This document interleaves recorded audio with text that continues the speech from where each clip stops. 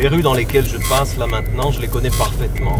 Et le danger, il est sûrement là. C'est-à-dire que je me dis, il y a tout un système de priorité, il y a des choses, des obstacles, il y a des panneaux de circulation que je connais. Si je me dis que je les connais trop bien, c'est là que vient le danger.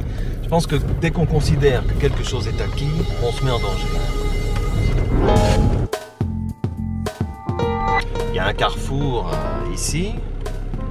Je ne peux pas dire que je le connais puisque je ne sais pas ce qui est en train de s'y passer aujourd'hui. Je ne sais pas ce qui va se passer. Je ne sais pas, tout à coup quelque chose peut changer. Une voiture peut arriver à toute vitesse à un endroit où je me dis c'est drôle, les gens ne roulent jamais vite ici. Eh bien si.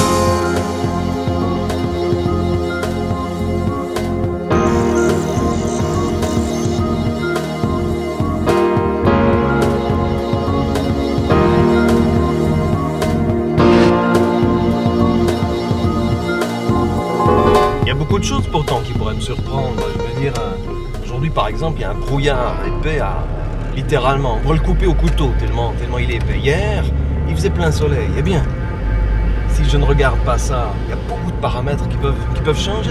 C'est comme ça aujourd'hui. Qu'est-ce que donc je dois regarder de particulier?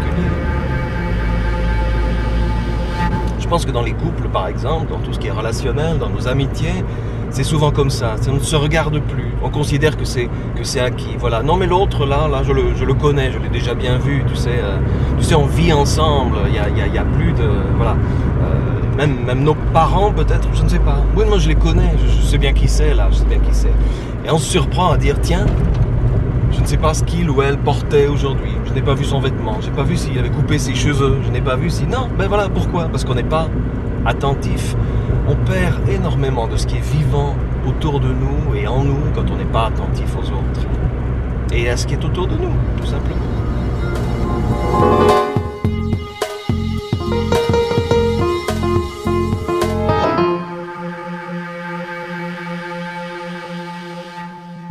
Je pense à ce passage où Jésus dit à ses disciples qui tombent endormis, ils tombent endormis, il leur dit c'est pas possible, vous ne pouviez pas rester éveillés, vous ne pouviez pas veiller, prier avec moi en effet. Alors la question n'est pas de savoir si c'était bien ou pas bien de tomber endormi, il n'est pas en train de leur dire ne dormez pas, ce n'est pas bien de dormir ou que sais-je encore, non, il dit simplement il est en train de se passer quelque chose autour de vous, restez attentifs, restez éveillés.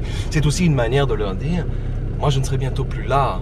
Mais si vous restez éveillé, vous serez toujours attentif à ma présence, vous serez toujours attentif à ce que j'ai à vous dire. Si vous êtes en éveil, si vous gardez les yeux et le cœur ouverts, vous serez toujours présent à moi, présent à ma présence, présent à votre vie tout simplement, présent à ce que vous vivez, présent à ce que vous vivez avec les autres, présent à ceux que vous aimez, à ceux qui sont autour de vous, qui vous aiment aussi.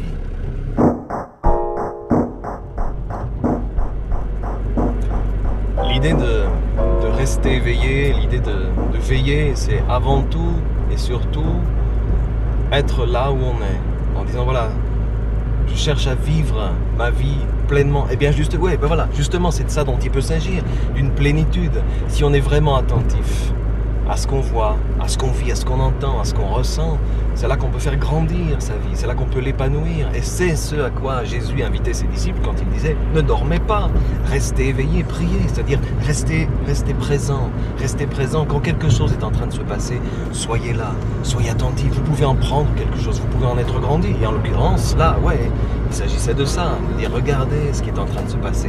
Vous n'en avez pas complètement conscience, mais restez éveillés.